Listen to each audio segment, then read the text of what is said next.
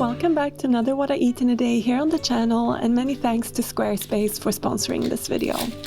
In this video I will focus in a little bit more on budget-friendly meals, and as always I start my morning with some tea. Often I use fresh ginger in the morning to make an infusion, but I've had these tea bags sitting in my cupboard for a really long time, so I thought it's time to actually use those rather than buy more fresh ginger. While the tea brews, I'm going to make some breakfast, and I'm making banana bread flavored baked oats this morning. So first of all, I mash up 2 medium bananas in a mixing bowl.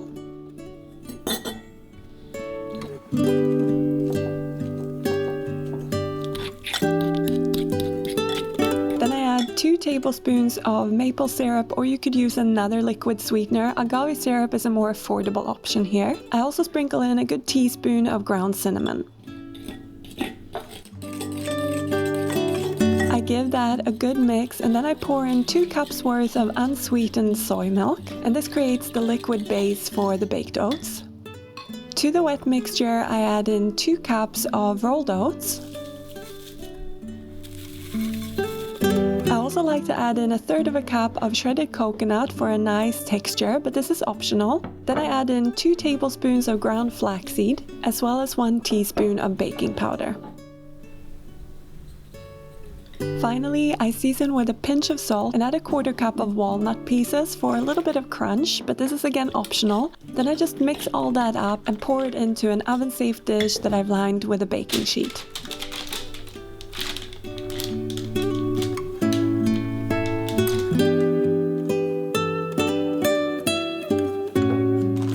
I bake the oats for about 30 to 35 minutes in an oven that's been preheated to 175 degrees Celsius. And in the meantime, I like to sip my tea and do some other things around the house, get ready or whatever it is I need to do that morning. You could also make these oats ahead of time and then just warm them up in the microwave or the oven in the morning. When the tray comes out of the oven, I like to let it sit for about 5 to 10 minutes to set even further. And then I just slice it up and serve it in a bowl or on a plate. And I like to top it with some yogurt. Usually I use a thicker Greek yogurt, but this one is more budget friendly. I also like to top it with some toasted seeds or nuts, whatever mixture I have on hand. It's also really nice to top it with some more freshly sliced banana.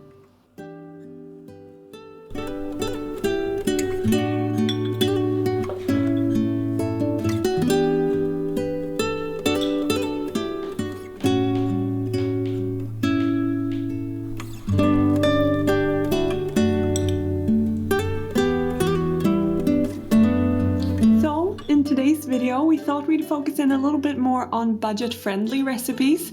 I don't know about you, but I can definitely feel how inflation is hitting my food budget like a train smash at times.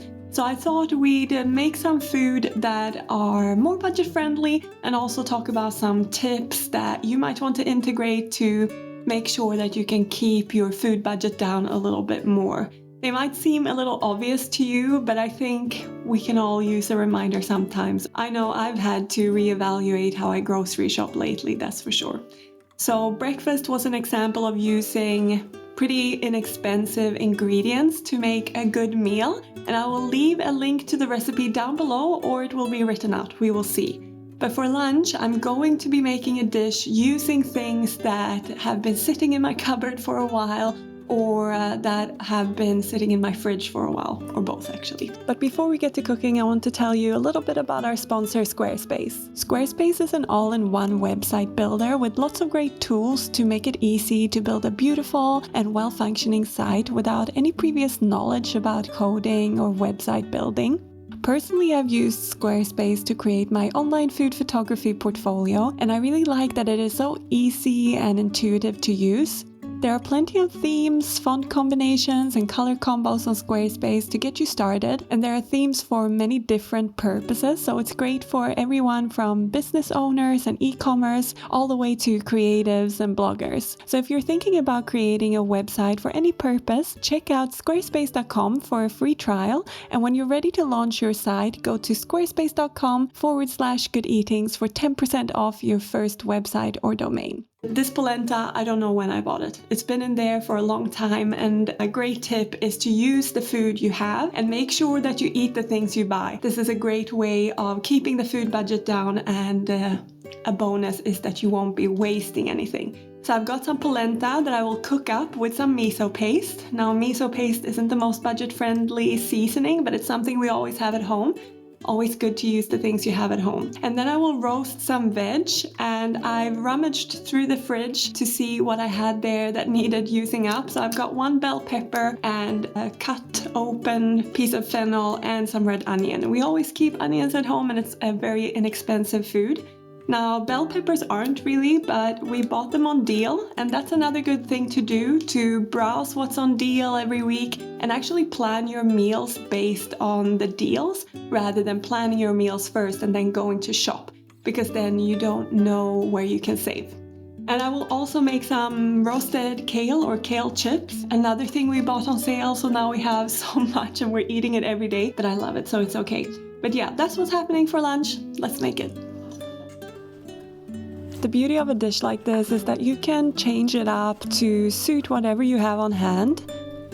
You just chop everything up into pieces that make them roast for the same amount of time in the oven. So if you're using root vegetables, those should be in smaller pieces than delicate vegetables like I'm using here.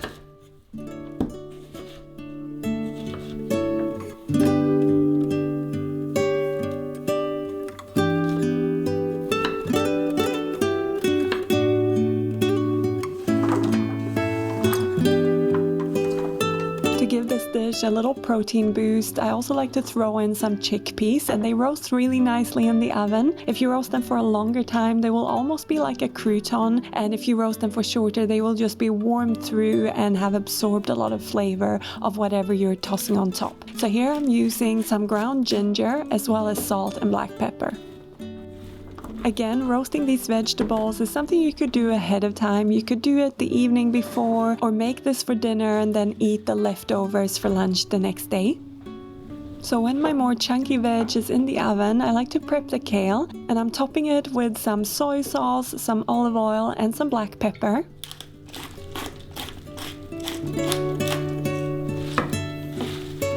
Then all I do is toss it together, spread it out on a baking tray lined with a baking sheet in a single layer, and roast it in the oven until it's crisp. Just be careful so you don't burn it. Finally, I'm making my quick cooking polenta by pouring 3 cups of water into a pot and bringing it to a simmer. To that, I'm adding 2 tablespoons of light miso paste as well as 1 tablespoon of soy sauce. You could add more if you wanted to adjust it to your taste. I also season with some black pepper. I whisk all of that up to dissolve the miso paste, and then I pour in 3/4 of a cup of the polenta grain. I do this while whisking to make sure that nothing sticks or any lumps are formed. I just simmer it until it's a good texture and the grains have softened. I also like to pour in a little bit of soy milk towards the end to loosen it up.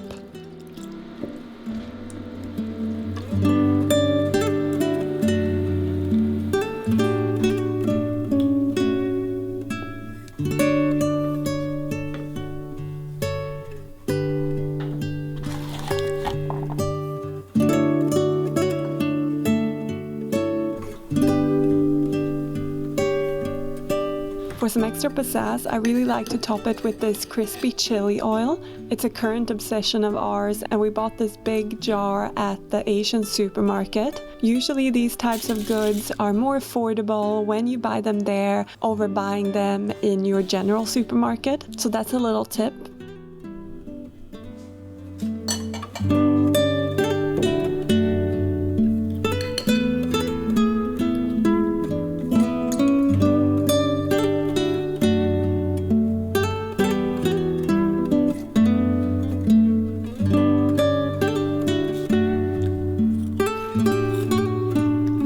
Afternoon snack, I grabbed an apple and I served it up with a little bit of peanut butter to dip into, and I also had some more tea. It is still winter after all, and I like to stay warm, drinking lots of cups of tea in a day. This one was a loose leaf chai tea, another thing we've had sitting around for a while and definitely should use up.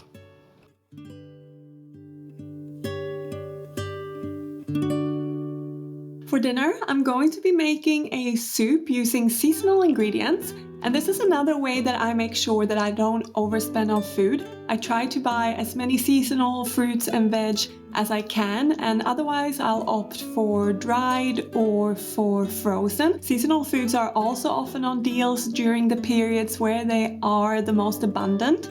But even when they're not, they are more affordable. And here in Sweden, we're in winter, there isn't that much growing, but root vegetables are always affordable here. So I'm going to be making a recipe from our ebook Comfort. It's one of my favorite recipes actually, and it's a roasted parsnip and apple soup. Both parsnips and apples are in season, and it's a really easy soup to make because I just pop everything on a tray, roast it in the oven, and then I whiz it up in the blender with some butter beans for some extra protein and to make it more satiating. I use 500 grams of parsnips for this recipe, and I like to peel them. You don't have to though if you don't mind the peel in the soup. Then I just chop them into rough pieces. I also peel a brown onion and chop that into pieces. I should have actually chopped them bigger here, but sort of forgot what recipe I was making. Next up, I've also got half a leek that I cut into chunky pieces as well.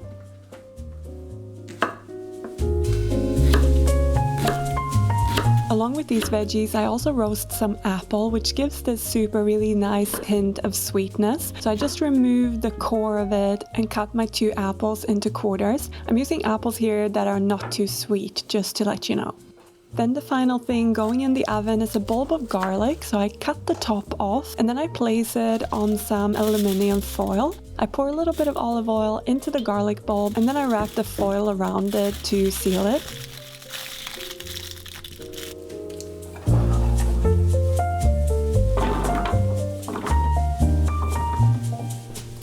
I roast the apple and the veggies in a little bit of olive oil, a teaspoon of dried rosemary as well as salt and black pepper.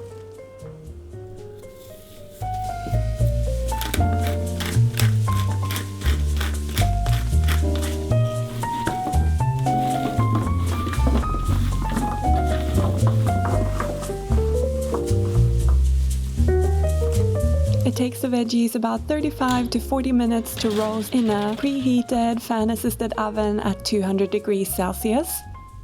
Once roasted, I transfer the veg in 2 batches into my Vitamix or any blender you have on hand really. I also add in some butter beans that I've drained and rinsed. Usually I would use 1 carton for this recipe, but I'm trying to up my protein lately and I went for 2 this time and it worked really well with the same amount of veggies. Then I squeeze in my roasted garlic and I add in half of the vegetable stock powder. I'm using 1 tablespoon in total for this recipe. Then I pour in some water. I think I used about 7 or 8 cups in total for this soup. Finally, I just blitz it all until it's really nice and smooth. And like I mentioned, I like to do this in 2 batches because it doesn't really fit in my blender otherwise. Also remember to have a little air vent in the lid because it could explode when you're using hot things in your blender. To finish off the soup, I just heat it up in a pot. Then I serve it up, and again I like to drizzle it with this crispy chili oil, which gives this soup both a little bit of heat and some crunch, which is great in contrast to that mellow flavor of parsnip and apple and also the smooth texture.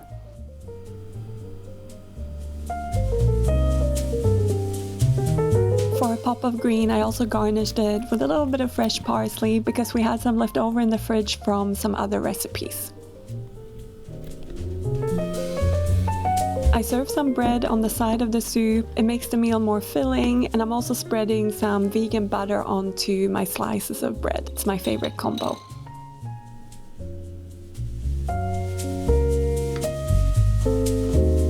So if you are someone who likes a little bit of sweetness with their savory dishes, then this soup is definitely something for you. Like I said, it's one of my favorites and it has been for a couple of years. And these days we top it with this chili crisp oil that we have a little bit of an obsession with at the moment. But I used to top this with my umami toasted seeds, which are also in the ebook Comfort, but I also have the recipe on my website, so I'll link that down below for you. And I just topped it also with some fresh parsley because we have it in the fridge and it needs using up. Like I said, it's good to use the food that's around, and herbs is definitely something that we tend to waste. It tends to wilt before we use it all, so good to garnish whatever you're eating with your fresh herbs. I hope you've enjoyed spending time with us in the kitchen today and that you got some good ideas for meals to make in the week ahead. And I will see you here again in 2 weeks for a new video, but until then, take care. Bye everyone!